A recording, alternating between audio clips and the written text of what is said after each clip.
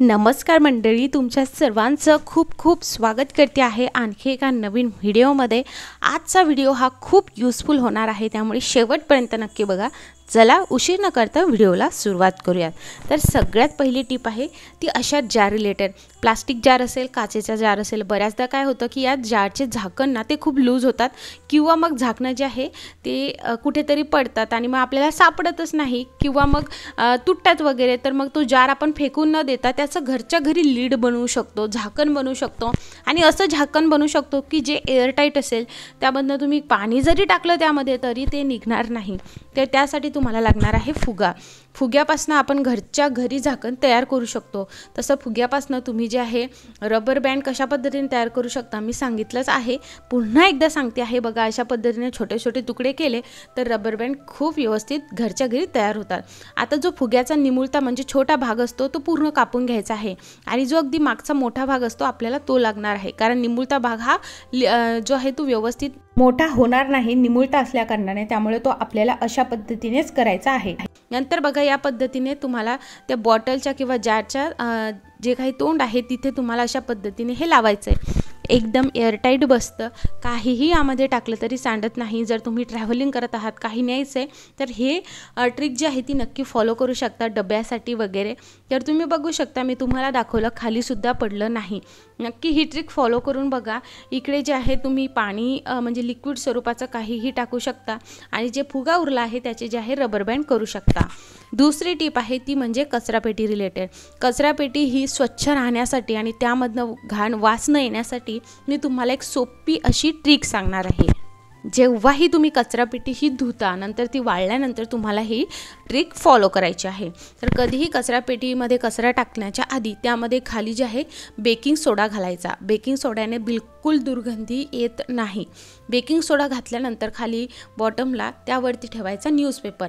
आता जर तुम्ही गार्बेज बॅग वापरत असणार तर गार्बेज बॅगमध्ये सुद्धा तुम्ही थोडंसं बेकिंग सोडा टाकू शकता आणि नंतर यावरती आता गार्बेज बॅग ठेवायची आहे आणि त्यावरती थोडासा बेकिंग सोडा टाकायचा आहे, याने बिलकुल दुर्गंधी येत नाही। नंतरची ट्रिक आहे आलूसाठी, आलू म्हणजेच बटाट्यासाठी। तर बटाटा आता मार्केटमध्ये एकदम ताजा ताजा भेटतोय आणि फ्रेश येतोय, तर हा बटाटा बरं ओळखायचा कसा? तर बटाटा हा बऱ्याचदा जो आहे तो गोडसर निघतो आणि गोडसर बटाटा कोणालाच आवडत नाही। मग बटाटा हा गोडसर नाही निघावा म्हणून काय करायचं, तर कधीही बटाटा निवडताना बटाट्यावरती अशी ज्याची जी काही स्किन असते, वरचा भाग असतो सालीचा, तो असा उरल्यासारखा असतो।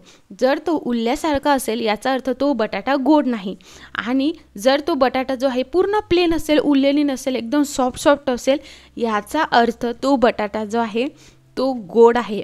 आय होप तुम्हाला ही ट्रिक खूप आवडली असणार, कारण बऱ्याचदा आपण बटाटे आणतो तर त्याची भाजी अशी गोडसर होते, ती कोणालाच आवडत नाही। त्यामुळे ही ट्रिक नक्की फॉलो करा। जेवढा उरलेला बटाटा असेल तेवढा बटाटा हा चांगला। आणि स्टोअर कसा करायचा तर मी ऑलरेडी सांगितलं आहे, कांदा लसणासोबत तुम्हाला नाही ठेवायचा, हा तुम्ही ॲज इट इज फ्रीजमध्ये ठेवू शकता, म्हणजे त्याने कोंब वगैरे येणार नाही। बाहेर ठेवायचा असेल तर कांदा बटाट्याच्या बाजूलाच नाही ठेवायचा, दूर ठेवायचा, जेणेकरून याला बिलकुल लवकर कोंब फुटणार नाही। मी तुम्हाला जे आहे पूर्ण सॉफ्ट कसा असतो, म्हणजे पूर्ण अगदी त्याच्या स्किनवर काहीच डाग नसतो, तो सुद्धा दाखवला आहे आणि उरलेला सुद्धा दाखवला आहे। आय होप तुम्हाला ही बटाट्याची ट्रिक खूप आवडली असणार, नक्की फॉलो करून बघा। आणि आजकाल बटाटे खूप येत आहे आणि सगळे बटाटे घेतात, त्यामुळे मला वाटलं ही टिप जी आहे ती तुम्हाला खूप युजफुल ठरेल। चला नंतरची ट्रिक बघूयात। बऱ्याचदा आपण नवीन कप वगैरे आणतो तर ते कपांची जी मागची बाजू असते ना ती भरपूर खरबड असते। जसं जसं आपण त्याचा यूज करत जातो त्याची बाजू जी आहे मागची साईड ती सुद्धा अशी जी आहे एकसारखी होत जाते, खरबड राहत नाही। पण नवीन कप आणलाच तर मग त्याचं जे काही एजेस असतात खालचे ते कधी कधी जे आहे एकसारखे नसतात। मग ते सारखे कसे करायचे, त्याचा 2 in 1 कसा आपण वापर करू शकतो, तर बघा, तुम्ही घरामध्ये कैची असेल, चाकू असेल, त्याला धार देण्यासाठी अशा पद्धतीने त्याचा वापर करू शकता। आता इकडे चाकू आणि कैचीला धारसुद्धा येईल। दुसरी गोष्ट, जेही कप आहेत त्याला सगळे एजेस एकसारखे होतील आणि तो एकसारखा होईल, त्याचे जे काही खालचं बॉटम आहे ते व्यवस्थित असं सॉफ्ट होईल। आय होप तुम्हाला ही ट्रिक खूप आवडली असणार, एकाच याने आपले 2 काम होणार आहे। चला नंतरची टिप बघूया। तर बेडशीट हे एकाच याला आणि त्याचे जे काही खोळी वगैरे आहे त्या कशा ठेवायच्या, आणि जेणेकरून जे आहे आपण असं नाही व्हायला पाहिजे की याची खोळ कुठं गेली आणि आपण हे तर इकडे ठेवलं होतं, असं बऱ्याचदा होतं. मग खोळ आणि बेडशीट एकाचमध्ये कसं ठेवायचं, चला मी तुम्हाला सांगते. तर जेव्हा आपण बेडशीटची घडी करतो तर अशा पद्धतीने लंबी घडी करतो आणि मग याच्यावरतीच उशीच्या खोळा ठेवतो आणि मग हे ठेवून देतो. तर तसं न करता मी तुम्हाला एक साधी ट्रिक दाखवते. एका बाजूंनी बघा बेडशीटचा खालचा भाग असतो आणि वरचा भाग असतो. एकीकडून जे आहे जे पदर आहेत ते जास्त सुटलेले असतात आणि एकीकडून कमी सुटलेले असतात. त्याचबरोबर हे ज्या काही उशाच्या खोळा असतात त्या पण तुम्हाला अशा पद्धतीने घडी करून घ्यायची आहे.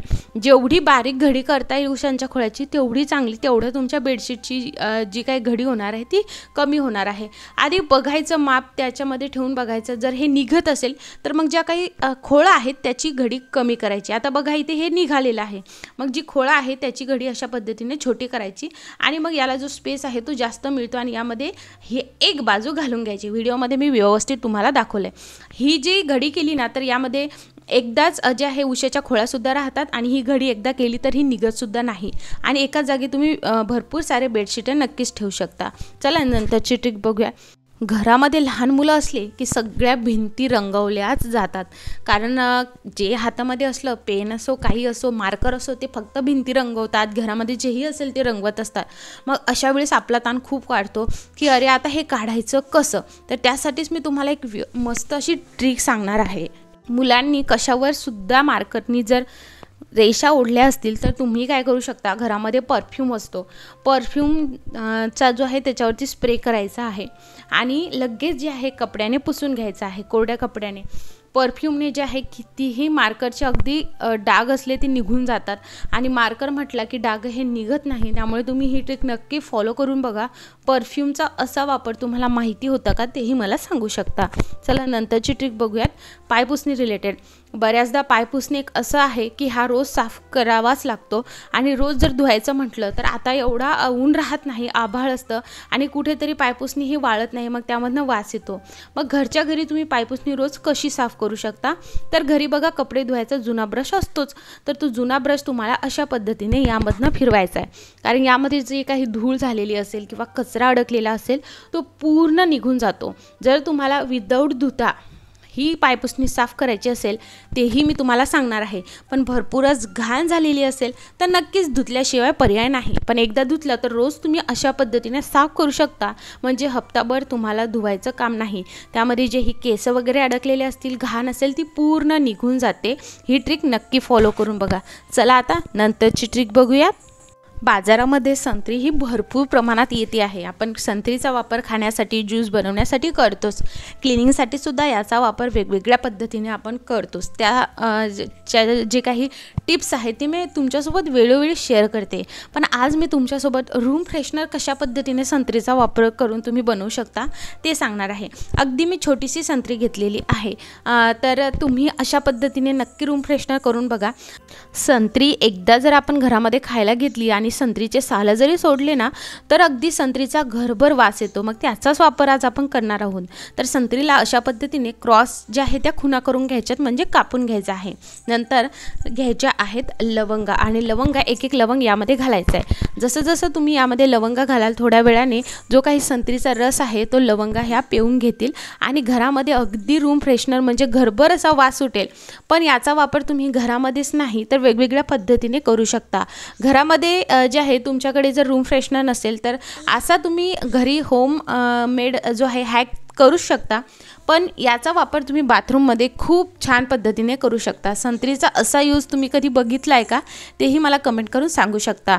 तर अशा पद्धतीने बघा हे संत्री तयार झालेली आहे आणि आता आपल्याला ही ठेवायची आहे. तुम्हाला किचनमध्ये ठेवायची असेल, किचनमधला कुंभट वास घालवायचा असेल त्यासाठी तुम्ही वापरू शकता, किंवा मग हॉलमध्ये, बेडरूममध्ये कुठेही तुम्ही ही ठेवू शकता. पण याचा वापर बाथरूममध्ये तुम्ही नक्की करून बघा. तर तुम्हाला ही संत्री जी आहे ॲज इट इज जी आहे ती टॉयलेटमध्ये ठेवायची आहे, जेणेकरून टॉयलेटमध्ये एक वेगळ्याच प्रकारचा दुर्गंधीचा वास नेहमी येत राहतो. तर तुम्हाला महागडे असे जे आहे फ्रेशनर घ्यायची गरज नाही.